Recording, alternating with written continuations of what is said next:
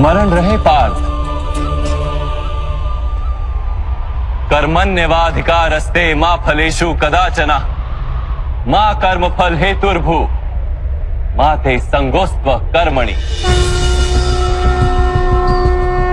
तुम्हारा अधिकार तो केवल कर्म करने का है, फल तो ईश्वर के हाथ में, इसलिए ना कर्म से भागना उचित है और ना ही कर्म के फल की आशा रखना उचित है।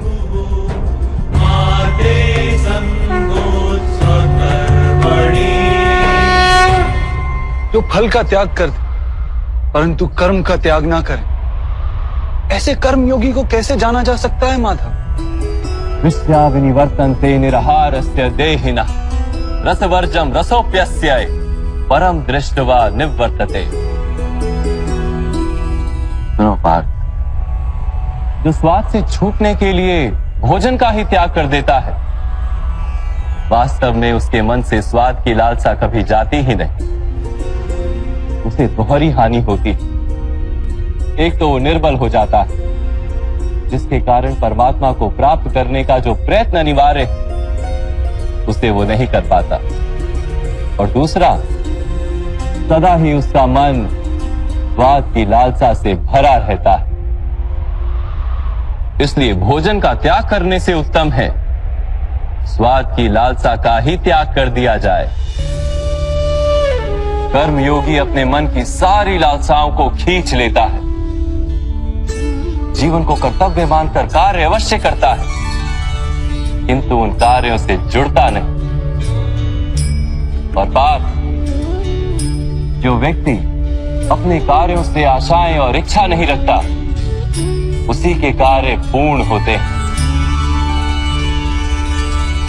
एक असफलता से दुखी होकर जिसका मन डोलता नहीं, एक सफलता से आनंदित होकर जो स्वयं को सर्वश्रेष्ठ नहीं मानता, ऐसे ही व्यक्ति को कर्म योगी कहते हैं। और ऐसा व्यक्ति जीवन में बार बार सफल होता है।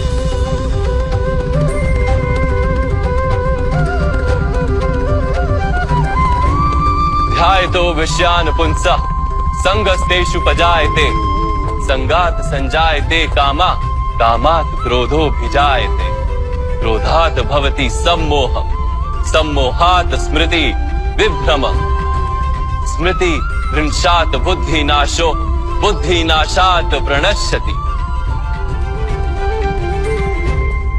फल की आशा से कामना प्रकट होती है, और कामना का तो स्वभाव है असंतुष्ट रहना। असंतोष से क्रोध उत्पन्न होता है, और क्रोध से मोह जन्मता है। मोह के कारण व्यक्ति आचार और व्यवहार का ज्ञान ही भूल जाता है। ज्ञान के जाने से बुद्धि चली जाती है, अनुचित प्रकार के कार्य होने लगते हैं, और समाज ऐसे व्यक्ति का शत्रु बन जाता है। और अंत में ऐसे मनुष्य पूर्णतः पतन हो जाता है।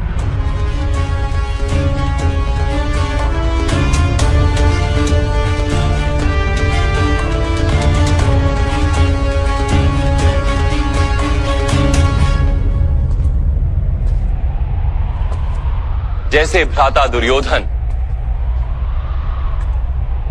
उनके सेनापति महामहिम उनके ही शत्रु हैं, और तुम्हें विजय का आशीर्वाद दिया।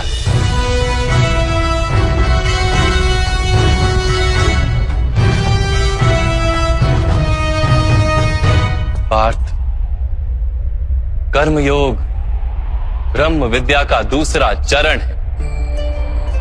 परमात्मा में अपनी बुद्धि स्थिर करो, स्वयं को आत्मा जानो, मिथ्या बंधनों से मुक्त हो जाओ, और फल की आशा का त्याग करके केवल कर्म करते रहो।